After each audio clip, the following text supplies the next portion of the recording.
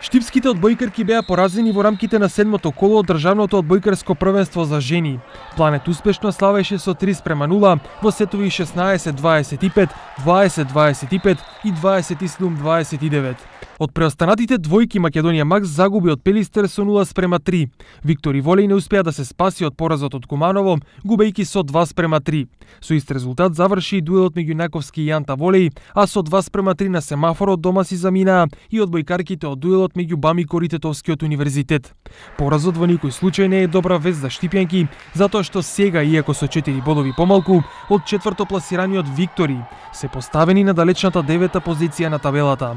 Таму лидер е Тетовскиот универзитет со 18 бодови, вторе Куманово со изброј на бодови со трето пласираниот Јанта Волеј. Виктори има 12, пред Наковски, Планет и Пелистер.